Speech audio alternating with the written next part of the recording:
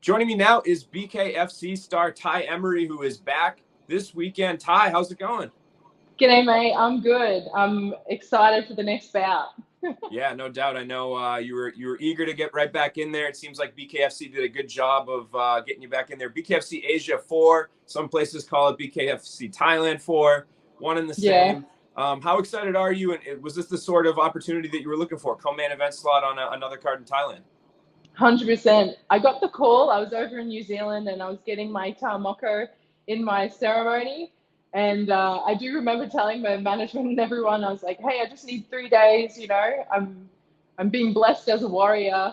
And then I got the message from Nick Chapman saying, do I want to fight?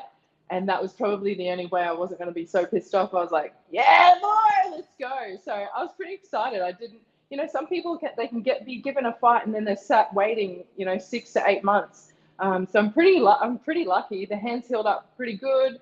Obviously, that's the knuckles is a new thing to heal. But yeah, I was super pumped just to get the call. It made me feel like, yep, obviously everybody saw globally the combination and the celebration. So to have them want me to be back and be able to build me over here in Asia before I hit America, BKFC. That's exciting to have the backing of BKFC. I think that's awesome. That means they see my potential.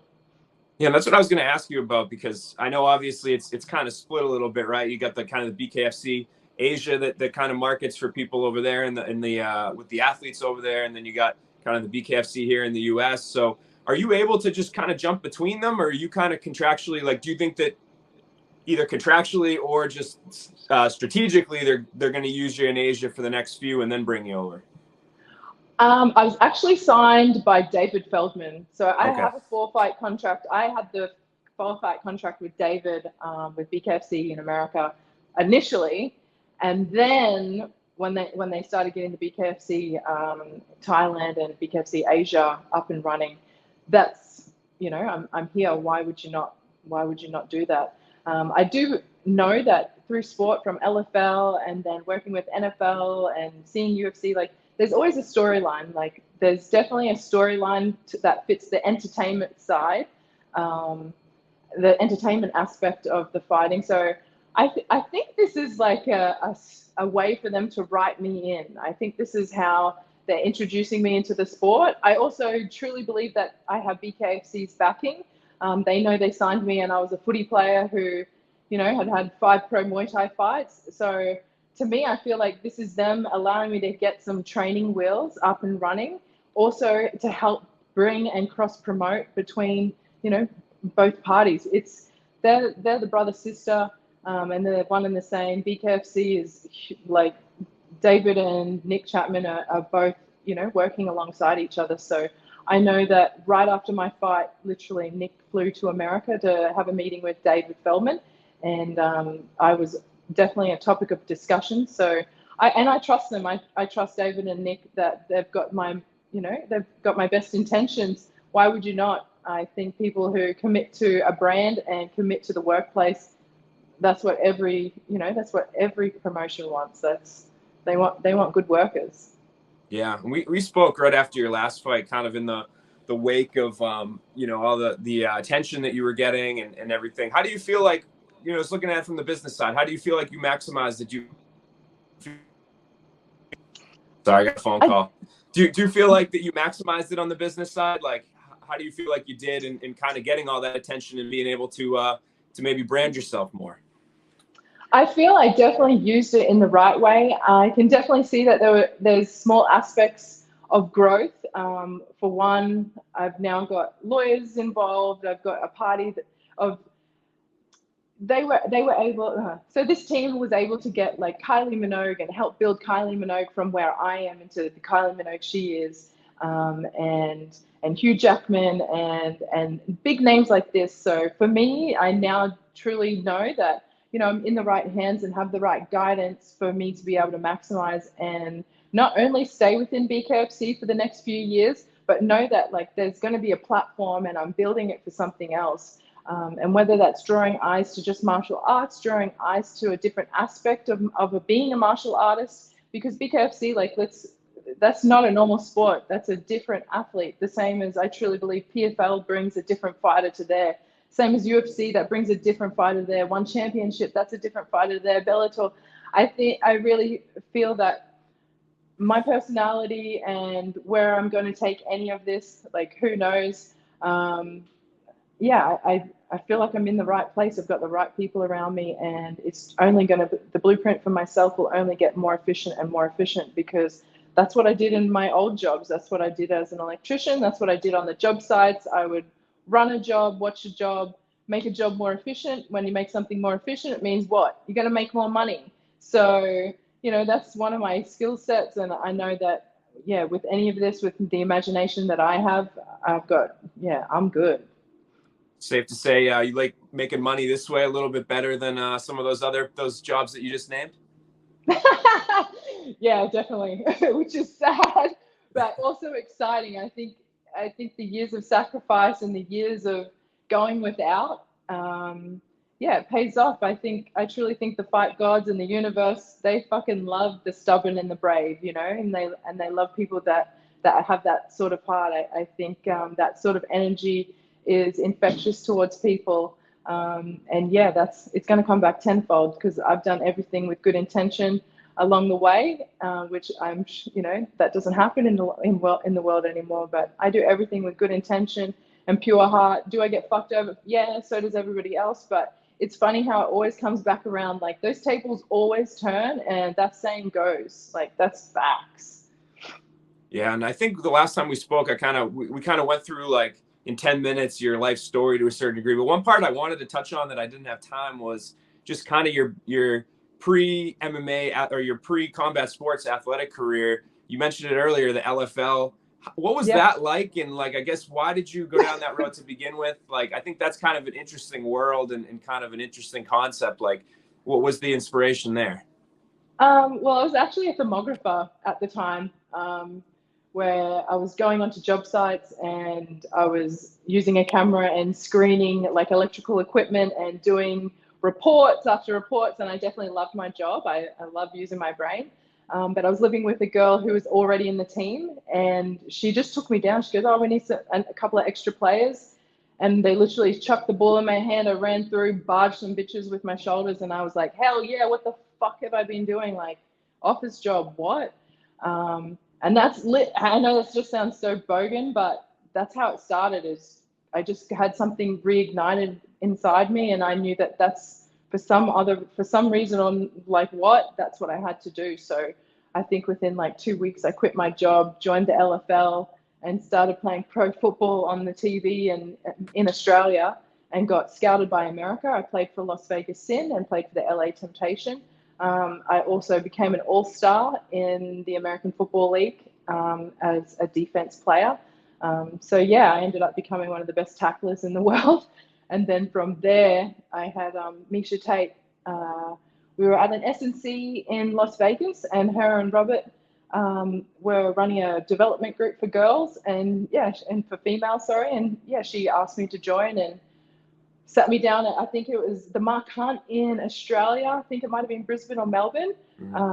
That was my first UFC, and she took me there just to inspire me, took me out back.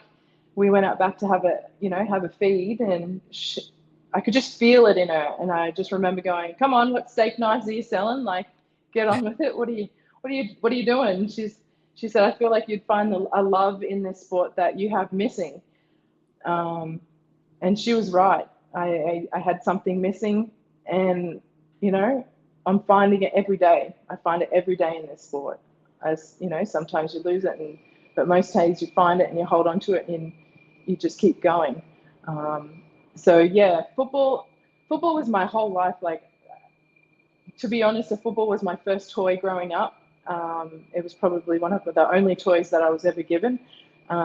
So, you know, football runs in the blood for me, and it's what I played my whole life. I played it through school. I did every sport through school, but football was, you know, my main love. But it turns out that it's not just football. You know, deep down, I'm a fighter. I'm born a warrior. I'm Māori and I'm Australian. I've got convict and warrior in me. So this is just a natural, you know, it was just a natural progression. And do you still stay in touch with Miesha? Are you guys still close at all? Yeah, we're still friends, and we still touch base. Obviously, she's got 2 kids and an empire that she's running, so it's a little bit, hard. I'm over in Thailand, but yeah, she always touches base with me. She's always so motivating. Hell, when I was in Las Vegas, Miesha is one of the people that would put on barbecues to make sure, like, we're up and coming fighters. She understands that most of us aren't eating properly. So Miesha is literally the sweetest person. She would always put barbecues on and feed like a heap of us, make sure that, we just all felt the love.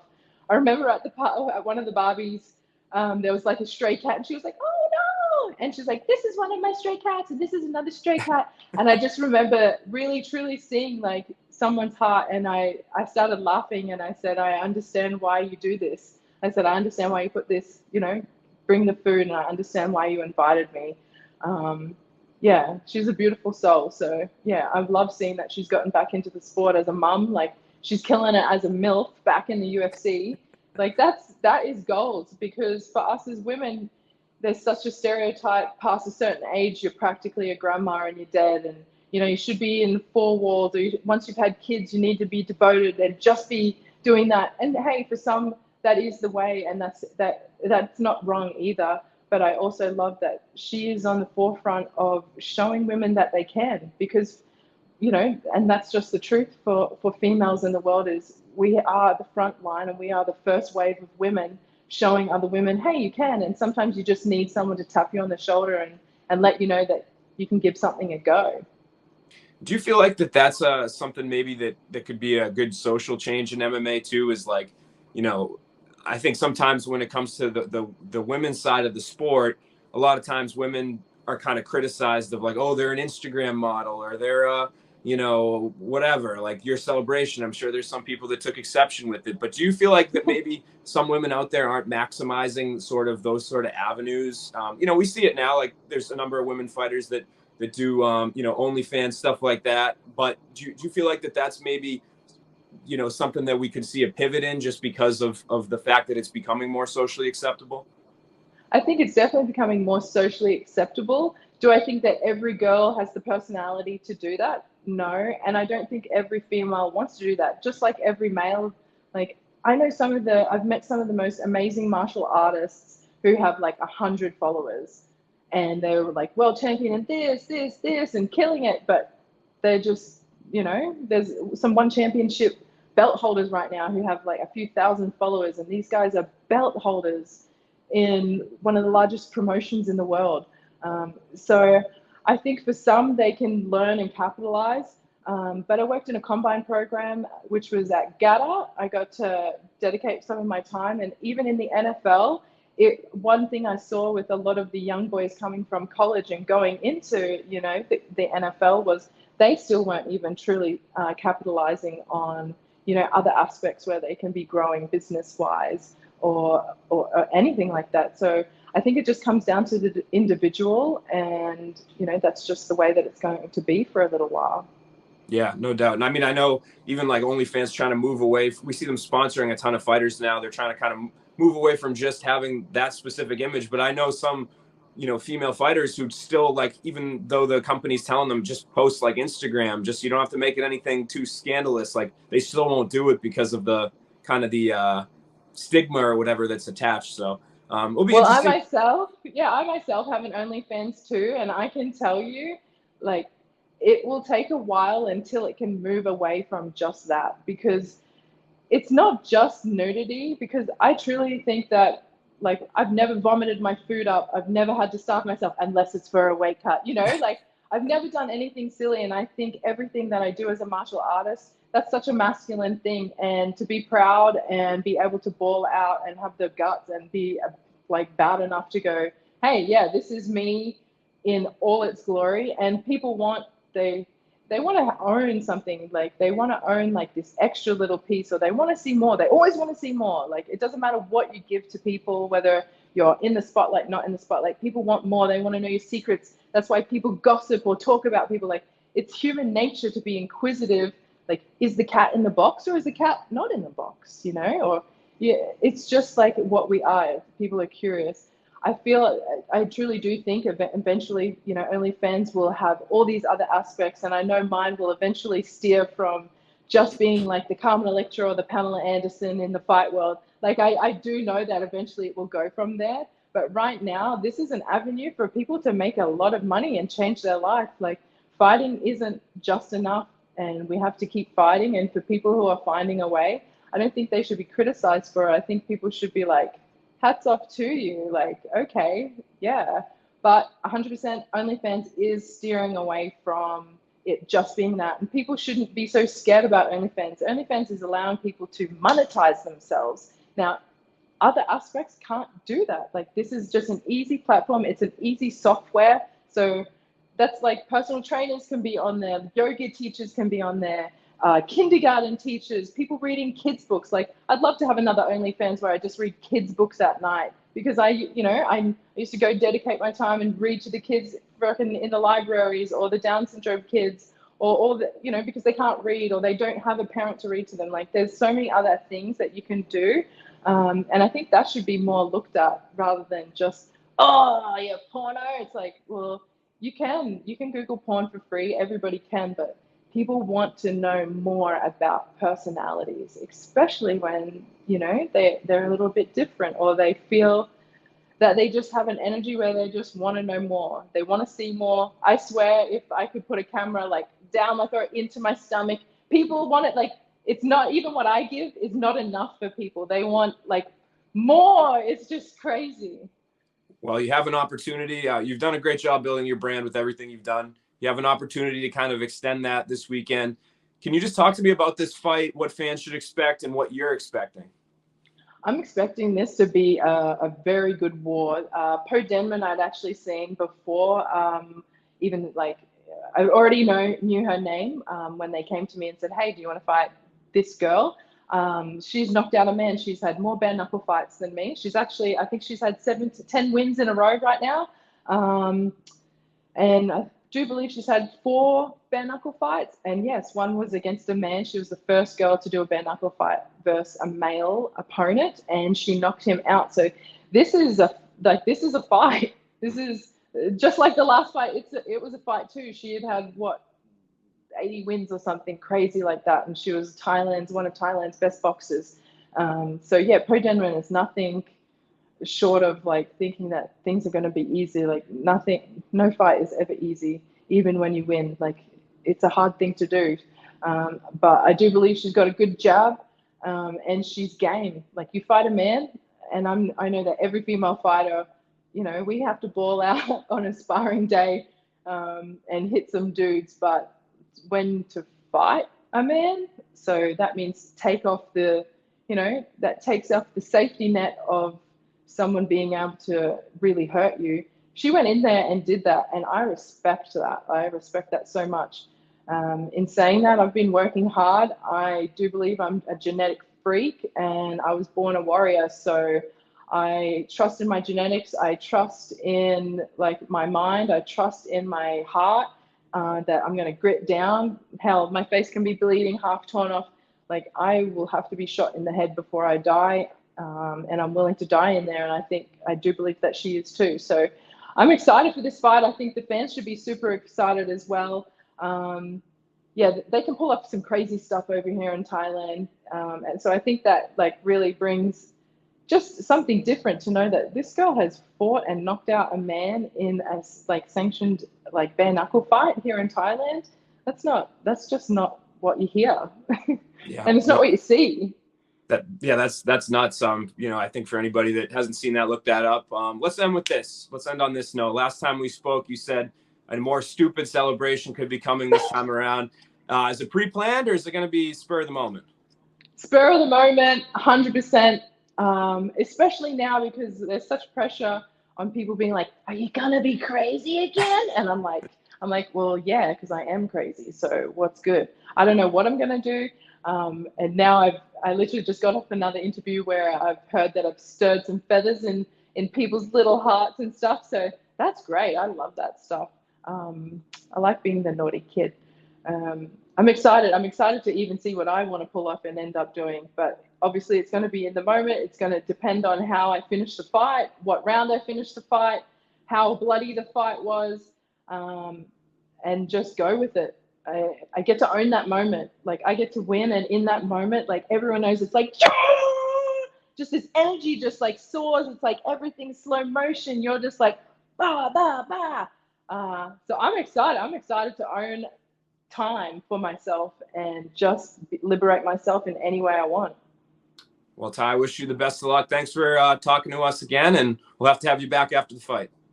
Thank you. Cheers for having me, mate.